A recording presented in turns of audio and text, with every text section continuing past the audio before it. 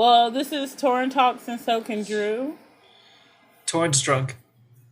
No, she's not. Torin wishes she was drunk. She's so drunk she's talking in the third person. Well, actually, I kind of do that a lot. Torin does this all the time. No, I do though. Like, I do it when it's something that I just wouldn't do. Like when someone has me like fucked up, basically. Oh. It's just kind of like, yeah, she's not doing that. Like, no, like, so yeah. So if I use the third person, then you know, like that's whatever I'm talking about is just, you know, it's not happening. That like, means Torin means business. Yeah, pretty much. I had actually recently one of my cousins. No, actually, it wasn't a cousin. It was a friend of mine. Had commented on one of my pictures because I put up like a throwback picture of me and my friend when we went to New York. Uh-huh. And she was all like, "Oh, you guys look the same except you got fat." And I was just like, "Oh, you tried it." And so I was just kind of like, yeah, she didn't get fat. I'm sorry." Yeah. So yeah, if it's something that's just not me, then yeah, you're getting hit with the third person. It's kind of fucked up. Like, why would you say that to somebody, especially your family?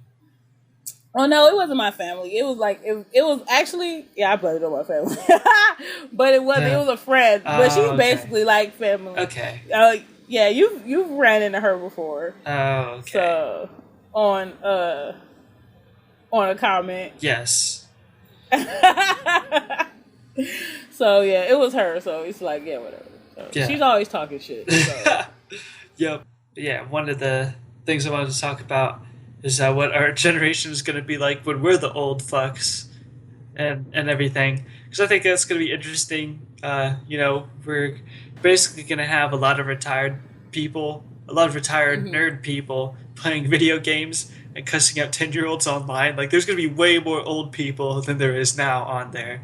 And that's going to be kind of funny. Oh, yeah. Yeah, that's going to be hilarious. Like, just imagine some, 80-year-old dude playing COD and just letting her rip, just be like, "You fucking pussy ass bitch, sonny." That's gonna be awesome. But can you imagine, say you're in your 20s and you're pretty good at, COD. When you're 80, you're gonna be beast mode. You're gonna be making kids these kids are gonna be so sad. They're going to be getting, whooped by grandpa, all day, every day. It wasn't like back in the day, when I would play video games with, my uncles. They they grew up with, Atari and Pac-Man, And that was just starting to come out when they were, in their 20s. So, once it was, this was, the early 90s. And, we're playing Mortal Kombat. And it's dude, the last game you played had, a ball rolling around. You're not fucking with this, Yeah. So, but since we're kind of growing older with the technology, by the time whatever COD, I don't know, Modern Warfare 38 or whatever the fuck comes out, it's just gonna be beast mode. These kids are gonna be getting brutalized left and right by senior citizens. I love it. Oh yeah, well, especially since if they're retired, that's all they're gonna do. I feel like it's probably gonna be easier for our generation to retire than the old ones because we have all this technology to fill the time with something. No, it's not, because we're gonna have to work our asses off. So we're still gonna be had a job. He's like, "Kid, I don't have time to mess with you. I gotta go to work." So that's the difference. I guess it depends what line of work. Well, I don't know. I just feel like even now people are retiring later. By my grandparents, great grandparents actually, they were retired by the time my grandmother was in her 60s, whatever. There's people still working in their 60s now. You can't retire then. People are going to be retiring later. So, by the time you hit your 80s, you're just going to be hitting, retirement age. Yeah. If they haven't come up with some, thing to make you younger, not age, or it's like that Justin Timberlake movie where you got to pay for some time bullshit. I don't know. Oh, yeah. I remember that. I bet none of us would have thought of that. If you asked, I was pretty young, but if you asked me hey, that one dude from NSYNC is gonna be a movie star in 10 years, I'd be like, "Get the fuck out of here." Justin Timberlake. Yeah, it's just this curly-haired asshole's not gonna do anything. And it's funny, like, nobody, it's almost like people forget that he was in a boy band. He's not stigmatized by it like the other people. What the fuck are the other NSYNC guys doing? I haven't heard much about them at all. Well, one of them used to be on one of those, like, judges on some reality show, but I don't know what the hell he's doing now. And I don't know why I know this, but anyway. Because, like, no, let me just say that I was not, like, a hardcore NSYNC person. Like, I keep up with their lives. It just so happened that I hear these things. Yeah. But back in those days when I was like 14 and all those guys like came out of the woodworks, like my people were Backstreet and Christina. I'm just saying. Oh yeah, Backstreet Boys were awesome. So anywho, NSYNC was alright. But you know, I felt like NSYNC had the better like branding. But if we're talking about like vocals, Backstreet Boys had the better vocals. But that's just me. NSYNC so yeah, is kind of like an older version of One Direction, pretty much. It's way more of like a teen girl type of thing. Yeah, pretty much. I remember there were plenty of adults that loved Backstreet Boys when they were pretty popular, and I was pretty young. So yeah, I feel like the Backstreet Boys like covered generations a little bit better than NSYNC did. Yeah, because I mean I could still listen to a Backstreet Boys song, some of them, and it still be like, all right, but NSYNC is be like, yeah, unless it's like 90s night at Haley's or something, then it's like, what? Yeah. The other one, well, one came out, and so he's doing some stuff. I see him sporadically on TV or whatever. And then one's like the host of Family Feud. Not the host, like the asshole that announces the host. Like now, Steve Harvey, like that dude, he's that guy. I was about to say, I was like, I doubt Steve Harvey is part of NSYNC. That'd be mind blowing. Oh, I'm photoshopping that picture now. Like I'm gonna Photoshop like one of the one that no one can find. There's one guy that was in the group, and no one knows what he's doing. Oh, shit. I don't know. He's probably like managing a freaking McDonald's somewhere. I have no clue. Probably. But yeah, but that dude. I'll Photoshop Steve Harvey head on and put it on the website. Whatever happened to fucking Aaron Carter? That's how beat Shaq, Aaron Carter? No, one of the Backstreet Boys' brother. Yeah, that was his song. You don't remember that song? Like, no, I don't remember that song. Gosh, and the only reason I remember it because it was the worst song I had ever heard. And it was super popular. It's like, are these kids brain dead? Like, I don't get it. He's basically the 90s, well, technically late 90s, early 2000s Justin Bieber. Because I remember everybody hated him. Yeah, he was like the Justin Bieber before Justin Bieber. I remember people talk so much shit about him, but he got a little bit easier because the internet wasn't as big of a thing then. Yeah, I think he had a drug problem or something and then got clean, and now I don't know what he's doing now. Shit. Yeah, like all those kids have drug problems, so yeah, like it just reminds me of that episode of South Park, like with when they're playing Rock Band, and like one of them becomes like a crackhead or something, and like basically they get really popular, they have all this fame and stuff, and then it just all goes downhill, and then they're playing like some shitty bar. And they can't even hit like 900 points anymore. And then they got to it's basically like that tragic rock star storyline. And like they're popular, then they lose all their fame, and then they have to have a comeback tour. Yeah. It was basically like that. So I feel like all those people are like living that cycle. I mean, like I saw Lindsay Lohan in a insurance commercial for a Super Bowl. It was like, damn. That's kind of random. But I mean, if I was like Lindsay Lohan and that was the gig I had to get, like all the drugs you thought I did before would pale in comparison to the bender that I would have to go on after this realization that this is what my career has come to. I would be so bummed. I would be so bummed out. Like I would be like, no, I can't take it. Like it would just kill me. Lindsay Lohan was definitely like kind of a big deal for a while, and then once she started looking like she didn't take showers, then she started to get scary, and everybody's like, "Fuck this." Yeah. She's looking a little too cocory for my taste. Yeah. Yeah, it's kind of like one of those things where I don't know why though. They always do that. It's like they'll first start on their little party ways and they'll still be cute. Yeah. And then they just go too far and it's just like, damn. Like, yeah. Damn, you didn't look in the mirror and be like, oh, I'm looking rough. Shit. Maybe I shouldn't do that. Yeah. Yeah. The only one but then too, I feel like for guys, it's just so much easier to recover. Not to recover, but like, Charlie Sheen's a crackhead 24/7, you know, and he still gets work all the time, and he's crazy. You know what I mean? Like, yeah. I mean, look at Robert Downey Jr. Yeah, I mean, I think it definitely depends, like, how much of a functioning addict you are. But Robert Downey Jr., the one thing about him, though, he was always talented.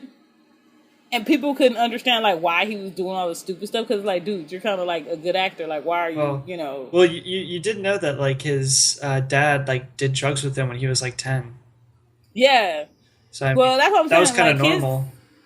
So it wasn't a big... Yeah, so it was kind of like... But, I mean, at first, like, before Iron Man or whatever, he was almost, like, unemployable in the industry because nobody wanted to take a chance on him because they're like, dude, you're like nothing but a big old crackhead. Like, I'm not gonna spend like, you know, millions of dollars on you and you're not even gonna show up for my movie. Like, fuck that. And it was actually Mel Gibson who like put up the money to like pay Robert Downey's insurance. Wow, that's crazy. Because nobody would insure him because, you know, of all his drug issues. Yeah.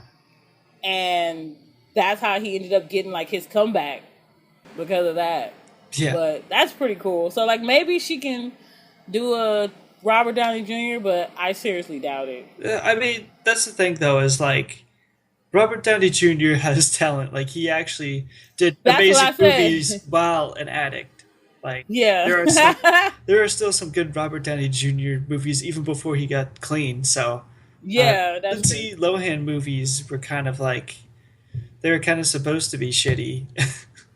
Yeah, like the last good movie she did was Mean Girls. She was kind of more like eye candy for the most part in a lot of movies, especially in the later days. But yeah, I mean, you could see she probably could have honed some talent, but I mean, anyway, like her market just got ate up by like anybody that would have been interested in her as a serious actress. Like, what's her name from The Hunger Games? She took all that. Oh, Jennifer Lawrence. Yeah. Like, she's like the industry's wet dream right now. Like, everyone loves her. I don't think she's that attractive, to be honest. I don't think she's horribly ugly. I just 7.5 out of 10.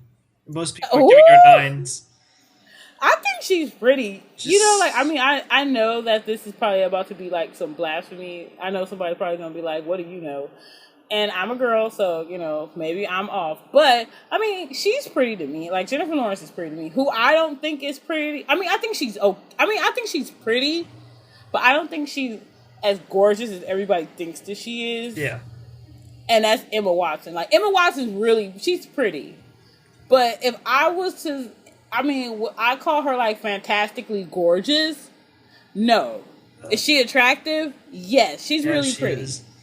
She's really pretty. I'm not going to say, like, she's ugly because that would be a lie. She's really pretty, but is she, like, oh, my gosh, like, drop dead gorgeous? I think it's kind of like a lot of women in Hugh Jackman. It's like, if he was an Australian, he might not get as much attention. Or Benedict Cumberbatch is a good example. Oh, Benedict, what are you talking about? What are you talking about, Benedict sir? is fugly. The only reason he gets that much attention is because he has an amazing voice. His voice is so great. Benedict Cumberbatch could be as fugly as he want to be. Oh, yeah. I love him. I love me some Benedict Cumberbatch. Yeah, I don't care. I'm definitely not hitting on him. He's one of the I'm best saying, actors, like, you know. I do not care. He is so, like, I don't know what it is about him, but, like, Benedict Cumberbatch is a panty dropper. I'm just saying. He's charming. He's fugly looking, but he's charming. I'd take Benedict Cumberbatch over Hugh Jackman.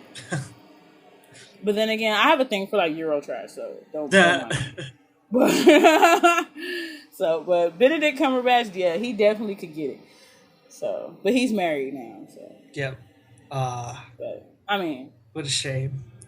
I know. You might have seen him walking around. You don't know.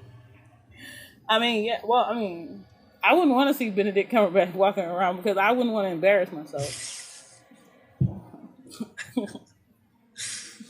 Let's suck your dick for $1. No, I can't even attempt. I wish I had a British accent, but I don't. So I'm just gonna keep my shitty California. I don't know. You don't really have like. I wouldn't say like your accent is like, oh, that's totally California. I mean, I say some stuff like dude, like I'm like dude, bro, But whatever. you guys like, say that here. Or like that's a bummer. But that's because they're faking the funk. Like, I mean, or like some stuff. But it's funny because when other people talk about California, it's like you can. First of all, if they say Cali, then you know they're not from California. That's usually like 9 times out of 10, nobody from California calls it Cali. Yeah, I've noticed people that actually live in California are more likely to like use a nickname for the place that they live than the actual state. Yeah, like no, everyone calls California California. Yeah. But like if it's like you live in LA, you live in LB, you live in OC, you San live in Fran. IE. Yeah, San Fran, SD. It's definitely way more the town or the city than the actual state. Or a zip code. Like you live in the 909, and it's like, so yeah. Yeah. What's that dark, shadowy place over there? That's the Inland Empire. You must never go there. Like, yeah, that should be a California meme. Yeah, it really should. The Inland Empire is just like, I don't even know. Like, it's like the pilot point of California. It's just nothing but a bunch of hicks and bullshit. Like. It's just bad. It's just bad. Yeah. That and the Valley. Well, we already know the Valley's terrible. Yeah. So, but the IE is like, it gives the Valley a run for its money a little bit. I would be honest, I'm not sure exactly what you're talking about because I haven't been to those places in California, but they sound bad. Basically, like, did you ever watch Breaking Bad? Yeah, a little bit. I never finished it, but yeah. Well, it's kind of like that, but it's just like a whole bunch of meth heads, basically. Oh, wow. When you see those episodes of Cops and it's like all, like where it's kind of like white trashy? That's yeah. That's it's kind of like that. It's kind of like that a lot. Wow. I'm definitely not going over there. Fuck that. Well, not everywhere. There's some places, but I mean, just in general, the Inland Empire is just not. Yeah, it's like the bunghole of SoCal. So you just don't want to do it. One thing I also wanted to mention. Gosh, I feel bad for like jumping around, but our generation is gonna be some tatted up old people. That was gonna be my next point too. It's like it's gonna be cool to see like all the 80-year-olds like fully blasted and stuff. Yeah. And they're gonna be like, "Oh, what do you got, kid? You don't have any tattoos? What the hell?" Like, Yeah. So it's not gonna be as taboo. I feel like, now like corporate America, people really don't have tattoos, or if they do, they wear like fully covered up. Yeah. I feel like by that time, so many people are going to have them, and they're going to be like this thing where they're not even, like it's not a thing. So more like you're going to go into like boardroom and see people like full blasted and stuff. Like I would love that. That'd be awesome. Oh yeah. That's definitely going to be more acceptable as time goes on. Heck, that might even be like a weird like thing to tell people in the future. Like, oh yeah, if you wanted to get a job, you had to make sure you covered it up or something like that. Like, and the people would be like, "What? Yeah, well, you bunch of Puritans." I know, like, oh my gosh, you had to cover your tattoos. You guys had no fun. Weird. Yeah. I wonder what else would be like a thing for. I don't know. I feel like that our generation, when they're old, is going to be way more creative. Like I feel like after you get a certain age, like. Creativity kind of just stops. Yeah. But I don't feel like that's gonna happen. Yeah, I feel like I said, a lot of the people are gonna use technology as an outlet for their retirement. You know, some you're going to see some Yeah. like, oh, they can actually dedicate times to painting if they like to paint, or writing Yeah. a book or something like that. I Hmm. think there's definitely going I to be a lot more old people, like you said, creativity and like art. yeah. Yeah, I just really wish that I could just live in the Star Trek universe when I'm old. Like, I just want that. Like, I just want it to where, like, I don't have to work some bullshit 9 to 5 job just to get money to do what I really want to do. Can I just do what I really want to do and Yeah. just skip all that bullshit in the middle? I Like, I would wonder. love that. What makes me wonder is how they end up like getting all the bullshit work done. You know what I mean? Like somebody has to. Well, it's all automated. Yeah, I was about to say like I guess that's what they do is just automate everything that the jobs that people don't want to do.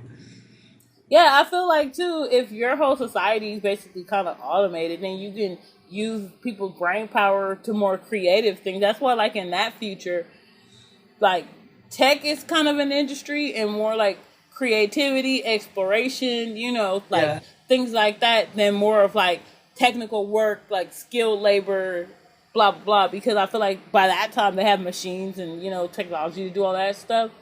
So people can actually like open their mind up to like different, possibilities in different worlds. So I think that's why they're able to have warp speed and all that stuff, because like people's brains aren't like, it's not some asshole that has to work some 9 to 5 job and is not really pursuing his dream to be like in aerospace or something because he can't afford it or whatever. Mm-hmm. So that's, don't die on me, Drew. So so yeah, I'm sorry. that'd be funny. It's like, wait, Drew. Oh, gosh. Just keep recording.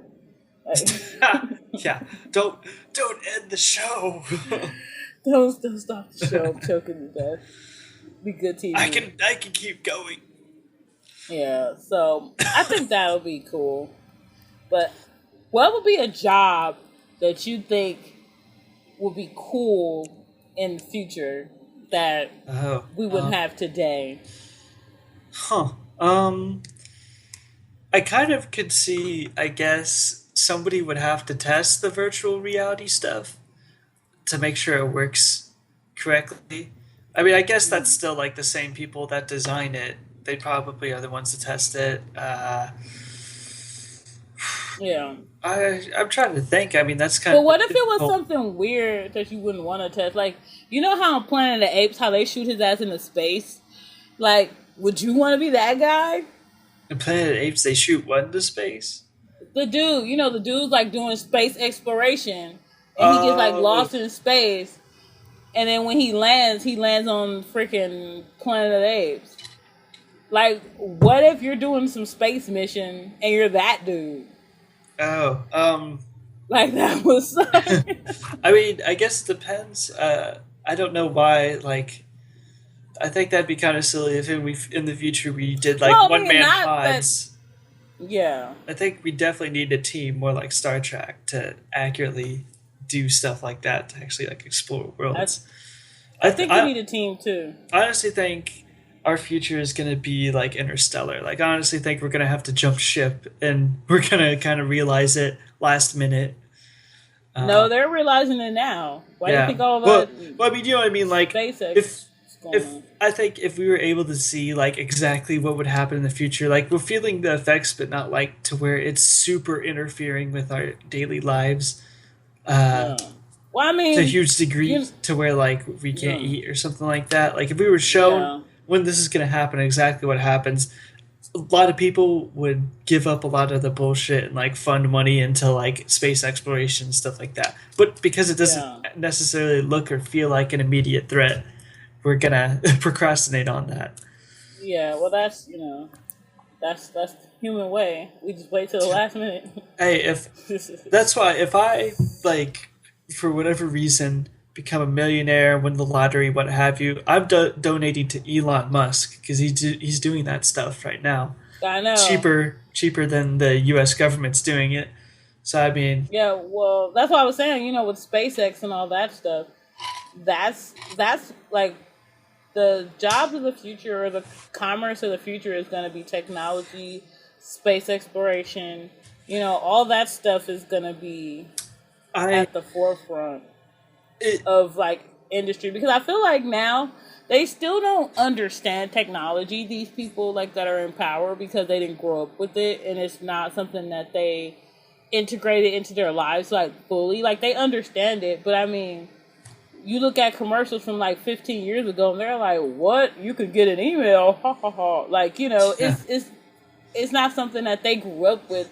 Whereas us, we kind of grew up with that technology. So when we're older, it's not this foreign, weird, new thing that doesn't make any sense to us. Yeah, and part of it too is I think we're used to the change in technology because there's that rule of diminishing returns where every time you like Yeah. make a piece of technology, the newest and best edition of that comes so much sooner as technology keeps getting better and better. Yeah. Once we invented the computer, it didn't take us that long to make it smaller and smaller, and the smaller we were able to make it, the more advanced it became. So Yeah. in the shorter amount of time. So I think we're going to be pretty used to technology changing all the time, Yeah. so that we're going to be able to adapt better than old people now when it's come to the technology. Well, yeah, that's what I mean. It's like now, there's some people, some older people who still don't want to adapt to technology. And I try to tell people, it's just like, and I'm going to give it some time, but I don't even think it's going to be that long. I would say in 10 years, 99% of things are going to be done online. Like, Oh yeah, yeah, that's absolutely. just going to be Which is kind of scary. fact. And I don't even think it's going to be 10 years. I would say it's about 5. Yeah. But like it's like my aunt. She still like mails her bills in and stuff. That Like, yeah, no. All that stuff is gonna go. It's gonna be like, don't you have a smartphone? Get you some e-bill. Like, boop, boop, boop. Like no Yeah. one has time for that. yeah. And I feel bad because now since people didn't grow up with that technology, they kind of get left behind Yeah. or stuck. And then then all this stuff is confusing and they don't know what to do because they never took the time to get with technology. They think it's a fad. It's kind of Yeah, like yeah. when watching this documentary about the light, when electricity was first created. And people thought it was a fad. Like, people didn't think that this was, like, game changing, like, future technology. Like, the people that were inventing it and in the industry or creating it knew, like, this is where we're headed. But the average people, when they first were showing it to, like, normal people, they were like, oh, this interesting little gizmo, like, Yeah. bulb, ha, ha, ha. Yeah. Yeah. Not knowing that was going to, like, revolutionize everything, having light basically 24/7 if we wanted it. Yeah, that kind of reminds me. My grandpa is the owner of a construction firm, and so he's pretty successful to the point where people will ask him for money to invest in things. And he said that somebody approached him in the '80s for the cell phone to invest in that, and he's like, "Fuck that! The cell phones are like super duper big, and you have a huge ass antenna you gotta unhook. Nobody's gonna Yeah. buy that." And now he's like, "God damn it! Why didn't I invest in that? I'd be just a billionaire right now." So Yeah. it's definitely hard for us to realize sometimes like how big new technology. Like I think the thing that's going to be the it thing that everybody's going to have, it's going to be all over the place, is 3D printers. Because that's about Yes. as close That as we can I get want. as the replicator from Star Trek. As Yeah, the, exactly. give me this. Yeah. I want Got a it. 3D printer so bad. Oh, Like yeah. that's like on my fantasy list. If I could buy one and have one, Oh, yeah. or if I knew a school that had one, I think TWU's getting one. Oh, yeah, I heard about it, actually. And I was like, "You're really gonna get a 3D printer once I'm gone?" Whatever. Yeah. So, but yeah, so like if I was there still, I would be 3D printing all kinds of things. Yeah, it's pretty cool. I think the coolest part of the 3D printer is it's literally your imagination is the is the Yeah. limit on that. You can make almost anything. There's so much stuff people have made. People have even like 3D printed food. It's like Yeah. that's the future, and like Yeah, someone 3D printed makeup. yeah. And I was like, I see my future business right Yeah, here. exactly. Because I I need mean, a 3D once 3D printer. printing gets cheap for the common person to afford it, Oh, it's gonna it's be on. so many things are going to go out of business. Yeah. So many things. Yeah, so that's what I mean. Like those are the things that you're gonna have to like keep an eye on as you get older. Yeah. You know, it's like you're just gonna have to kind of adapt with the times if you don't want to get left behind. Yeah. And I think that since we're kind of going along with that technology, the likelihood of that happening like it's happening now to older people, I feel like that won't be an issue. Yeah. So I feel like not only will you have all these young people doing things with the technology, you'll have these older people who are also doing things with technology. So the society as a whole will be more like I can't talk today. Like Definitely. really, I need Yeah. Connected. It's almost like connected, like technologically advanced. it's almost kind of like the uh, Navi and Avatar. We're gonna all be kind of Yeah, uploaded to that network through technology. yeah. We're gonna basically have an advanced society version of the Navi and That would be Avatar. cool. I mean, well, not to be the Navi. I mean, if I could be homegirl, I'd be fine with that. But, You, uh, yeah. you know what makes me wonder is I feel like um, once virtual, because I think 3D printing and virtual reality is going to be the two biggest game but changing things. But what makes yeah, me but if wonder is if virtual reality gets so good, very few people are going to want to deal with reality. I think yeah, that and might that's the potentially be a problem. problem. I think that's a problem. I mean, it's a already kind of a mini problem. We talked about in the technology podcast, but in Japan, and it's not even virtual reality. Hmm. It's people, they're into the technology and the kind of like I don't know if it's anime characters or whatever. It's like these virtual technology, like girls, and the people aren't dating each other anymore. They're not like having babies and having Yeah, relationships yeah. because they're dating some, I don't know what do you call it, e-girlfriend? I have no idea what Yeah, it's called. they actually have games, like Yeah, on the 3D on the Nintendo DS where you date the yeah, person. Like they have these girls, and you give them basically the traits that you want and all that stuff. And some dude went as far as to marrying his the girl from the wow, game, and that just kind of shows why they're having such a population decline. Whereas there's so yeah, many old people there, and so not as many. and not that many Yeah, young people. But because that's it's so another reason. that's the problem with their technology like advancement is Hmm. that you just whatever need you get is fulfilled like that, and it's like, well, why do I have to deal with people? I have to go around them. I have to convince people, whatever. Yeah. When you get technology, then it's just that, oh, I whatever I want, click of a finger, don't have to put effort into it. Yeah, but I think that's a problem to me with the society with technology. Is like the rise of technology, because with technology you get everything you said instantaneously, Yeah. and I feel like that's kind of a problem when people are just dealing with other people. Hmm. Um, they want everything instantaneously, and they don't want to put any work into anything. And it's like if I have to put any effort into this relationship, I'm gone. Because I could go online, and get whatever I want instantly. So why do I have to put in work to know you or talk to you or get what I want from you Yeah. when I can go to the next person and get everything I want and don't have to do all that? And I think that that's kind of a shame, actually, because you can miss out on like meeting some cool people or knowing some cool people or meeting a person that you're supposed to meet, but because you don't know how to take the time and, actually get to know that person, you're just like, well, whatever, I don't have time for that shit, Yeah. So that's kind of bad. But then also in Japan, that's why they're kind of building up their robotics technology, because they don't have the population, and also they don't really like integrating other people into their culture, like their society. Like they're very contained. Yeah. It's not like here where it's like if there's not enough people, we'll just get people from somewhere else. Yeah.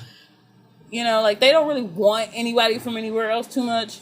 So it's just kind of like instead of kind of being more outwardly open, they're kind of turning inward and doing their own thing. And that's why their robotics programs are kind of like, that's like their a really big industry for them there. Yeah, I can definitely see that. I've definitely heard accounts saying that too, where pretty much all the pretty much technology is filling the gap, but at the same time at the cost of the people. And you know, it's even to a level of like there's a vending machine even in like super rural back of the woods places. You just see a vending machine on the side of the road, and it's not a big deal there because there isn't that much of a crime rate, where if you did that here, like 5 seconds someone would knock that shit down and steal everything in it. So I mean, part of it is definitely a cultural thing too, but yeah. Well, well, that's because here everyone is kind of like, if it's gonna in America, I feel like it's made to feel like if you don't have this X thing, then you're not shit. So that's why, you know, it's people punching people in the head instead. Like, oh, speaking of people punching people in the head, Force Friday was last week, and there were people, you know, scalping all the Star Wars toys. Oh. And selling like the freaking little BB-8 droid. It's cute, but anyway. So I want one, but I'm not gonna pay $200 for one. Yeah, fuck that. You know, and there's like people scalping them, and then, you know, everyone's trying to kill each other to get this thing, and it's just kind of like, really? It's like, I mean, me not having that, I feel, and it too is kind of like here, like I was saying, if you don't have X thing, then that means you're not shit, or you're not as dedicated as these people over here. It's like, I love Star Wars just as much as anybody, but I don't need to get trampled by 50 people in the middle of the night for a toy. Like, I don't need that in my life. Yeah. I just don't. So, I mean, does that make me less of a fan? I don't seem to think so, but, you know, what do I know? Yeah, it's definitely way more about how Star Wars makes you feel than the material objects and all that stuff. Yeah. I think that's definitely what, you know, makes people cling to it way more than the merchandise. Yeah. I mean, that'd be cool to have one, but I said, it doesn't make or break or define anything to me. But it has a lot, like with a lot of things. I remember, you know, people will be like, oh, well, if you don't have a phone like this, or if you don't have this, then that means, you know, it's like, no, it doesn't. So, yeah, I don't know. Yeah, we definitely live in a pretty materialistic society. And that's the sad part, is that, like, we're never happy because of it. It's always the next best thing. Oh my goodness. You get a new car, you get a new truck, you're like, this is amazing. Then the next year's model comes around, you're like, this is a fucking piece of shit. I need to get a new car, truck. I need to, you know, get a new phone. And it's like we do this to ourselves in this perpetual, like, nothing's ever good enough type of mentality.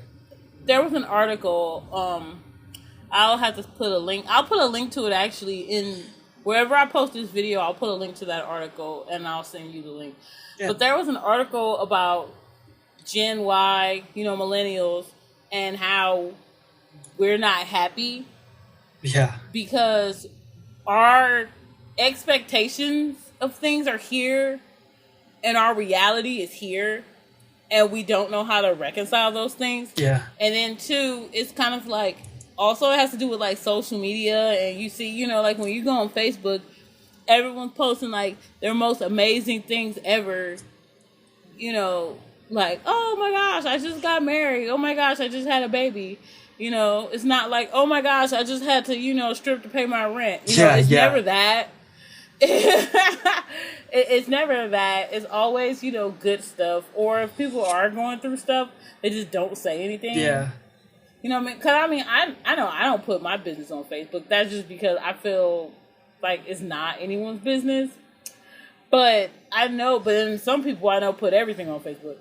But they were saying because of Facebooking, since you can kind of see what everyone else is doing, whether you're doing it consciously or subconsciously, it's kind of like, okay, what do they have that I don't have? Yeah. And it's feeding all these feelings of like inferiority and all these other things, which is why we're perpetually in chase of. Because even when we get what we want, we don't even know what to do with it. We're still like, you know what I mean? Yeah. Yeah, I definitely know.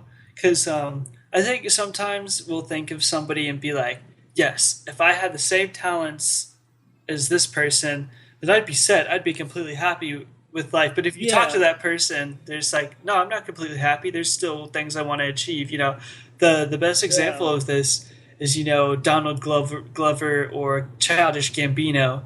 He, the rapper Childish Gambino, and the actor, comedian, writer, Donald Glover. He put, I forget what website, I think it was like Tumblr or something like that. Either way, he took a picture of his thoughts and put it on social media, and a lot of it was doubts about himself. Like, I don't think I'm scared that I'm not going to be good enough. I'm scared that, I'm not going to get to achieve what I want to achieve. I'm scared of failure. I'm scared of this and that. And it's like, that's coming from this guy that, if acting doesn't work out, I guess he'll just do stand-up comedy or writing for TV shows or rapping. Oh, I guess if stand-up doesn't work out, he still has writing for TV shows and, and rapping and all that stuff. And it's just like, he's made it in show business to the point where if he fails at one thing, he's good at so many others that he can just fall back on It'll those. Be okay. And he is not, he still is like, I can be better. I need to be better, and it's like, wow, that our perception of success is so different. Like even Joan Rivers, she was in her 90s when she was in her 90s, right? Early 90s.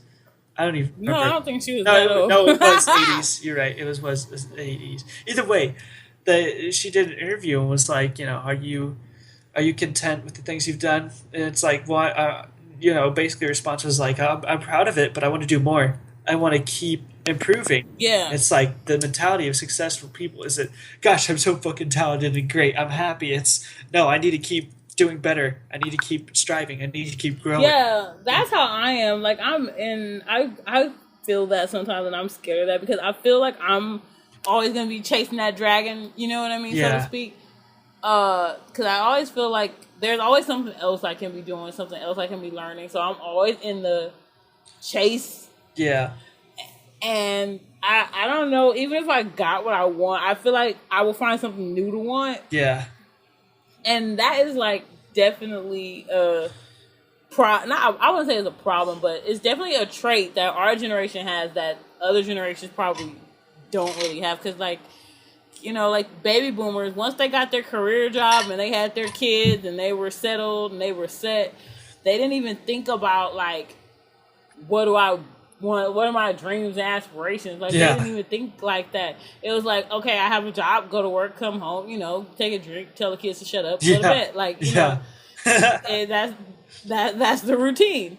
And they didn't even think, their brain didn't even process anything besides that because that was life as they knew it. Yeah, you know what I mean? We're slowly starting to realize that it's not just one career path and that's it.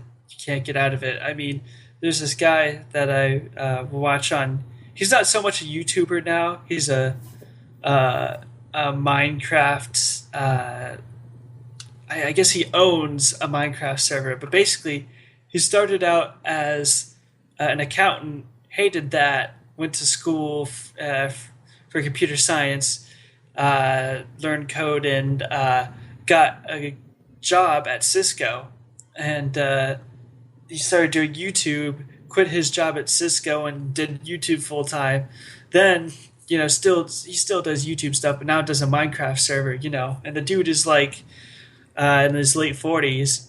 So I mean, it's one of those like we're getting into a time where if you have diverse skills and you want to work at them, it isn't just one career and that's it. You really do have more options than you think you do. You just gotta work at them, really.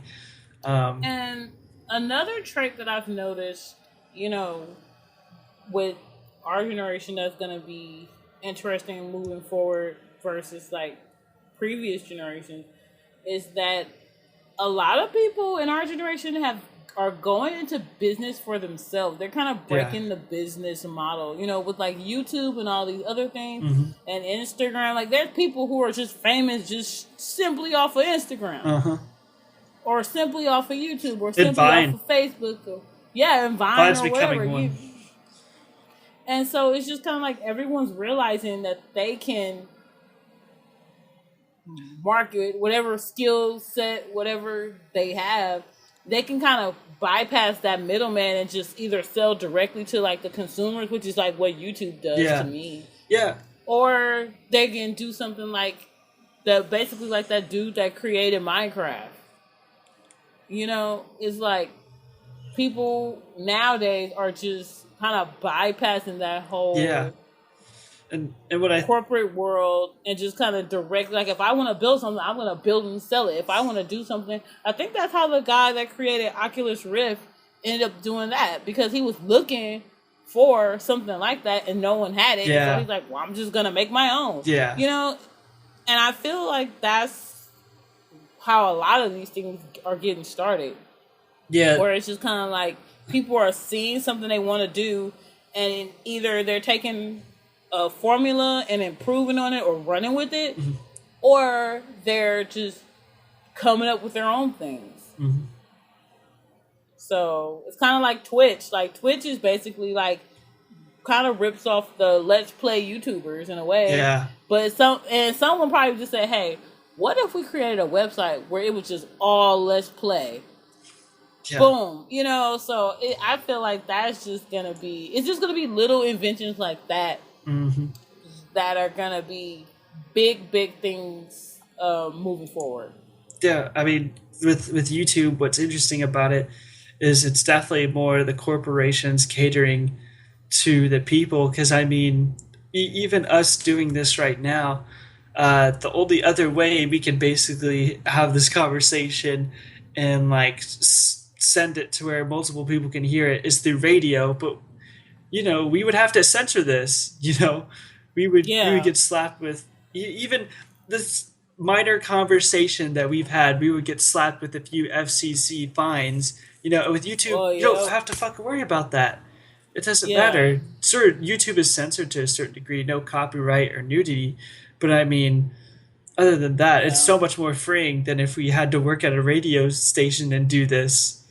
So I don't know how that would be hard. Yeah, there are definitely people that get used to it. I mean, I get used to it eventually, because I mean, it's not like I do that at I have a regular job. It's not like I'm dropping F-bombs 24/7.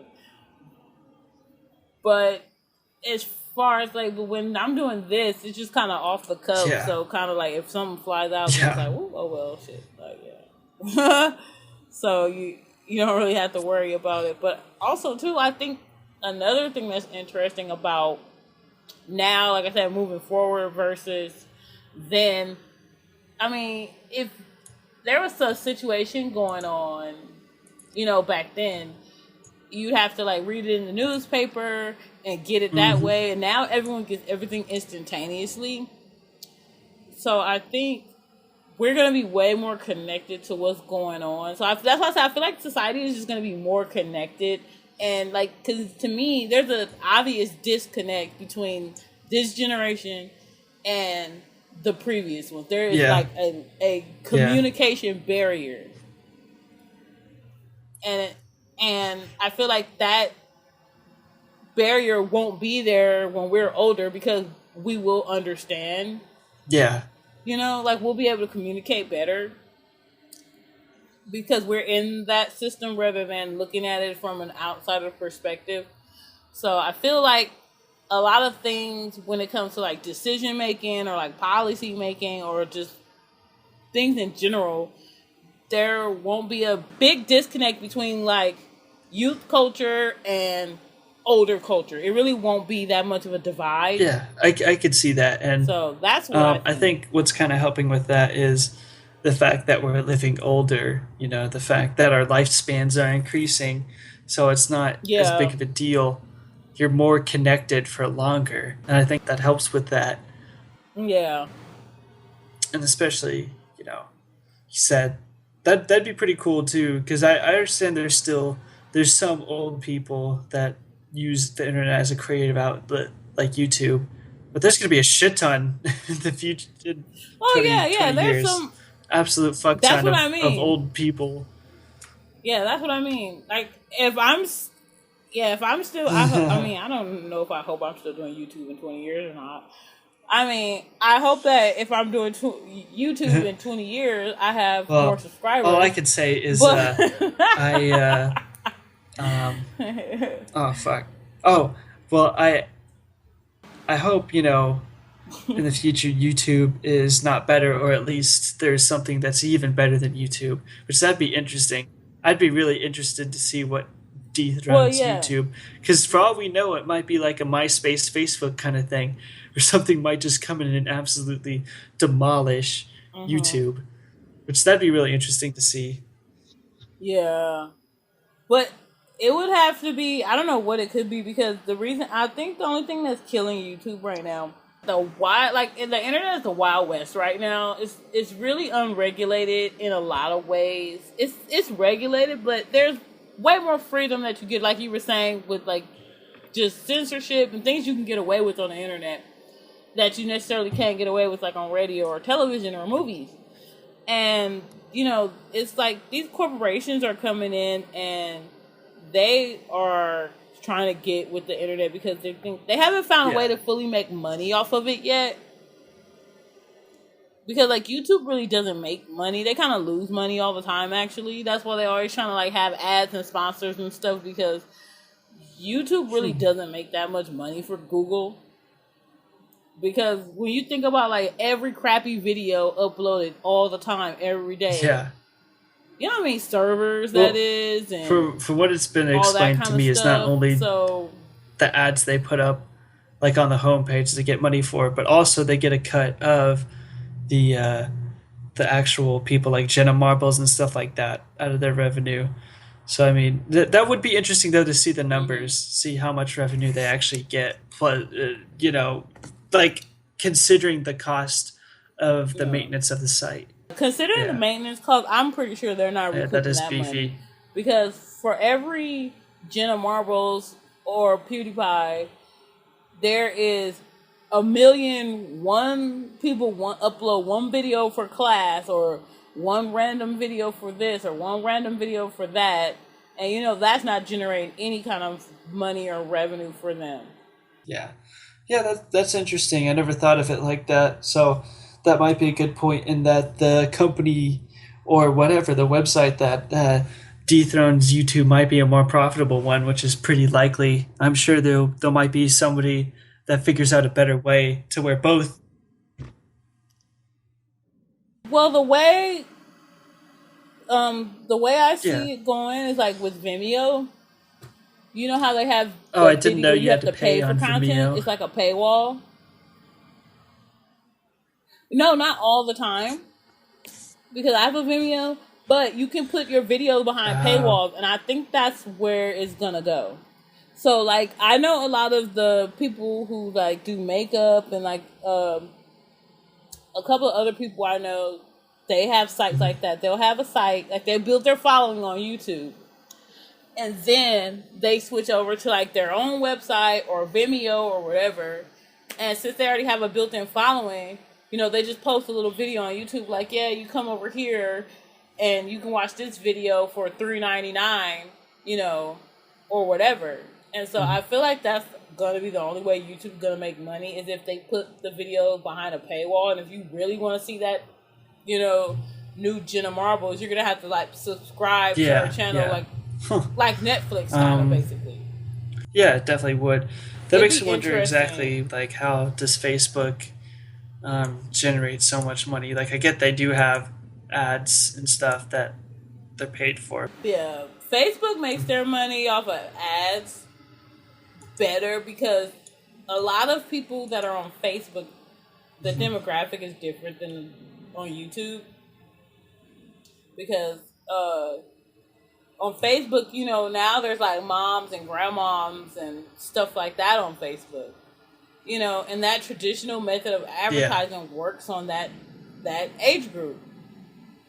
That advertising doesn't necessarily work on people your age and my age because as soon as I see an ad, I'm not interested. The way I feel like they market to people our age now, it's kind of like you see those things that everyone's riding with the two wheels. I think I have an idea. It's like a Segway without that stupid stick thing in the middle. Oh, I know exactly what you're talking about. Yeah, that's I don't know the name of it, but I know exactly what you're talking about. That thing, like I've seen that thing in a bunch of like YouTubers videos and Instagrammers videos, and so I feel like that's how they're marketing it now. It's like not necessarily like, here, buy this. It's like, oh, so and so is using that. What's that? That's cool. Oh, that looks fun. I need to get one of those. That's how. Yeah. And it's done without basically. I mean, it's like you're being marketed to without knowing you're being marketed to.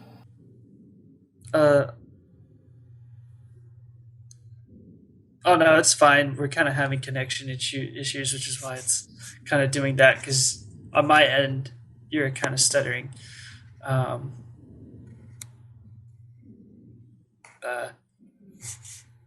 But yeah, I was just gonna say that. YouTube has definitely been pretty effective when it comes to like advertising things without even having to get paid. Like pretty much one of the people that made Minecraft so popular was C Nanners, and he was a Call of Duty player before then. He just randomly started playing Minecraft, and everybody lost their shit over it. And so, I mean, YouTube is becoming a super incredible, effective method to advertise Nintendo, because I do that because Nintendo doesn't always like to pay people like they should for free advertisement. But yeah, you know, back then, like say if you bought an album, it was your album, you know, or if you bought something, I don't know, like say if you bought like that's true, a service online. True. You bought the service. Now you don't buy anything. Everything's rented to you. You don't really own anything now because the technology is like, it's basically like, it's a renter's market. So they're just renting everything to you. Like you don't own anything. And I don't like, in a way I don't like it. I mean, I understand it's smart business. But I feel like it's kind of shady as hell because it's like, you're making more charging me $9.99 a month. Forever, rather than $800 I'm dropping down, and that's it. I've even noticed that on the cell phones, like you know, like the iPhones and stuff. Like before, you could just buy them cash. Now you can't, or like you could get them $199. You know, with the 2-year activation. Now they charge you per month for the phone. You don't own the phone. You never own the phone. You rent the phone for what is it, like $20 a month or whatever? Yeah, pretty much. And then by the time the new one comes out, they know you're gonna want that one, so you're just gonna jump over to that one, and then you're gonna be paying $20 a month for that one. So you never own. Everything's a lease. Everything's leased to you. You don't own anything. Yeah, that's pretty true. Which is interesting. It's definitely kind of like the whole mortgage and house model placed on everything. Before, pretty much. I mean, technically you could pay off a mortgage, but still, like 30 years, that's such a fuck long time. But even if you pay it off, it's not like once you pay it off, because like in other countries, once you pay off your land, it's yours. You're not paying taxes. You know, here, I could pay off my mortgage for 30 years and be clean. I miss my property taxes. They're going to come seize my house. So, you know, you don't really ever own anything, which is kind of a bummer. And even the things you do own, they're worthless, just like you were saying before about cars and trucks and stuff. as soon as you drive a car off the lot, the car is basically not even worth it anymore. Like, the car drops in value, like, so much. I forgot what the actual percentage is, but the car just drops in value. Like, as soon as you hit the streets, that car's not even worth what you paid for it. Yeah. And that's, like, when I found that out, that was just, like, a mind-blowing thing. I'm like, whoa, that's crazy. So, I don't even know. It's kind of interesting, though. It's like, what do you do in a society where nobody owns anything? Yeah. It's weird. So, yeah, I could definitely see what you mean. It's just like, because the problem with that, too, is when you're, like you said, renting things, you're kind of at their mercy. They could technically take it away, and you don't really have ownership rights to it. Yep. Yeah, and that's kind of a, I don't know, scary thing, because like you never really own anything, so it's kind of like you're in this constant fear of this person could take this away at any time. Yeah. So I don't know. It's just not. I guess that's the downside to technology. The bad thing about what's going to be, kind of worrisome when you're older is that you're never really going to own anything. You're always going to be renting things. You're never going to be an owner. So, yeah. That's definitely weird. Yeah, I definitely agree. It's times are definitely changing, and it'll be interesting to see if that model still holds up in the future, which it most likely will. It seems to be way more profitable, even though it seems less money you're handing at a given time. In the long run, it definitely gives companies more money. All right, suckers, that concludes this edition, and thanks for listening, and I hope you can use this to know how you want to go about being an old fuck in the future. You can start planning now how you want to be old, because get those COD skills up. Yeah, exactly. Those kids. Exactly. Don't play with fire. Good night, kids.